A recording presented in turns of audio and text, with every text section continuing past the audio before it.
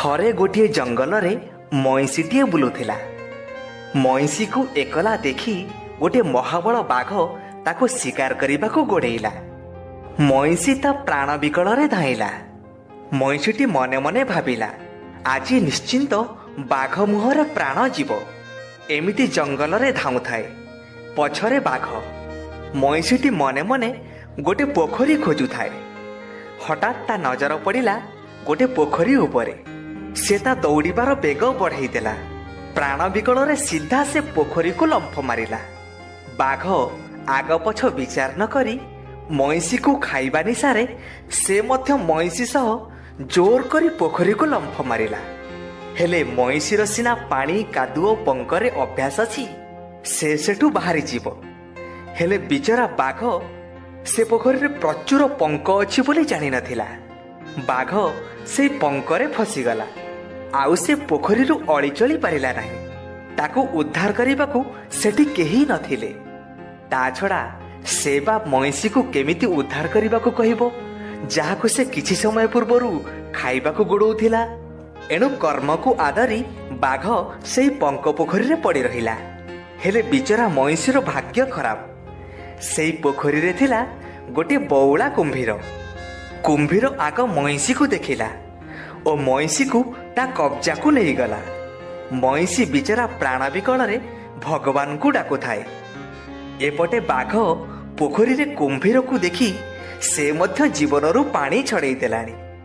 କୁମ୍ଭୀର ମନେ ମନେ ଭାବିଲା, ଆଗ ମଇଁଷିକୁ ଖାଇବି, ତାପରେ ବାଘ। ବାଘ ତ ଏଠୁ ବାହାରି ପାରିବ ନାହିଁ, ତେଣୁ ବାଘକୁ ଉପର ଓଳି ଖାଇବି। ଏକଥା ବୁଝି ମଇଁଷି ଆଖିରେ ଲୁହ ଆସିଗଲା। ସେ ଜାଣିଲା ଯେ ଆଜି ତାର ମୃତ୍ୟୁ ସୁନିଶ୍ଚିନ୍ତ। ତେଣୁ ସେ ମନେ ମନେ ଉପାୟଟିଏ ପାଞ୍ଚିଲା।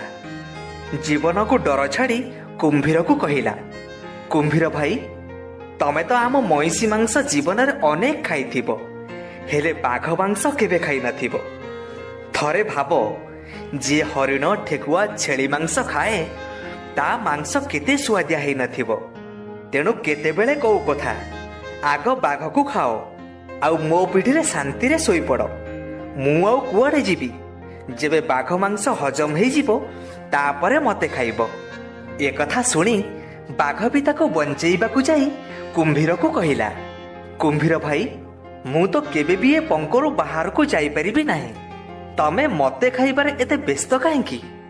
ଯଦି ମୋତେ ଖାଉ ଖାଉ ମଇଁଷି ଏଠୁ ଛୁ ମାରେ, ତେବେ?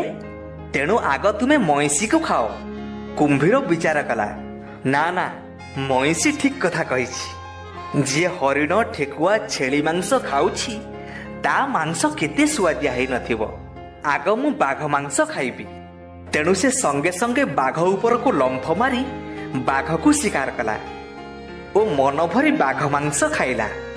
ବାଘ ମାଂସ ଖାଉଥିବା ବେଳେ କୁମ୍ଭୀର କହିଲା, ଓଃ, କି ସୁଆଦିଆ ମାଂସ! ଜୀବନରେ ଏମିତି ମାଂସ ପ୍ରଥମ ପାଟିରେ ବାଜିଲା।